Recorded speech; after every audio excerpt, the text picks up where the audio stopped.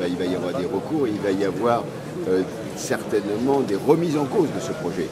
Donc prendre une position comme quoi en gros il n'y a plus rien à faire, le processus est enclenché, c'est à mon avis de la part du président de la République prendre un énorme risque. Parce qu'aujourd'hui la mobilisation va être massive, on voit déjà qu'il y a énormément de monde qui est ici, peut-être 20 000, peut-être 30 000 personnes, j'en sais rien, mais en tout cas ça va être une date qui va marquer. Et c'est le point de départ d'un combat qui n'est pas qu'un combat local, régional, mais bien maintenant un combat national. Donc ça devient un symbole. C'est à la fois un symbole sur la question de l'écologie, c'est un symbole pour les paysans, parce que ça fait écho à ce qu'a dit le président de la République quand il a lancé le sommet de l'environnement. Il a dit qu'il faut arrêter l'artificialisation des terres agricoles. Or ici, aujourd'hui, si c'est bien un problème, c'est celui-là. Donc c'est en même temps, globalement, une contradiction de sa part de rentrer dans la question. Et moi j'appelle aujourd'hui François Hollande à un peu plus de retenue.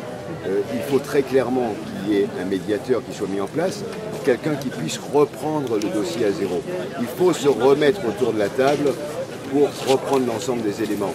Si on fait aujourd'hui ce débat, que ce soit sur la question économique, que ce soit la question environnementale, sur la question agricole, on se rend compte que ce dossier est mal ficelé. Donc vouloir continuer à insister de cette façon-là, c'est à mon avis faire mauvaise route et c'est en même temps risquer de se mettre l'opinion publique. Oui, Notre-Dame-des-Landes est en train de devenir le Larzac du XXIe siècle. Le fait qu'on voit aujourd'hui plus de 100 comités locaux qui se sont créés et tous les jours ils s'en créent de nouveaux. Aujourd'hui on a entre 60 et 100 bus qui sont en train de venir d'Alsace, du Massif central, du Sud, de partout il y a des bus qui sont en train de venir.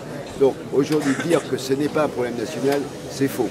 Donc comme au Larzac, il y avait l'entêtement de Valéry Giscard d'Estaing qui a dit le camp doit se faire. Le Larzac a trouvé un homme politique qui a été capable de dire non à l'utilité publique, c'était François Mitterrand.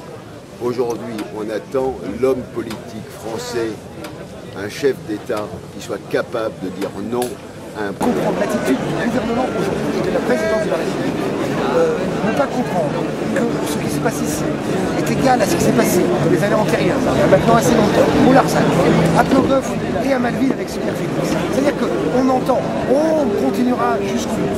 J'ai entendu ça les années antérieures plusieurs fois. Et bien généralement, ça s'arrête à un moment donné, il y a une mobilisation populaire. Et il y a une mobilisation populaire autour d'habitants locaux, d'agriculteurs locaux, de gens qui vivent ici et qui sont soutenus par les gens dans l'ensemble de l'Hexagone.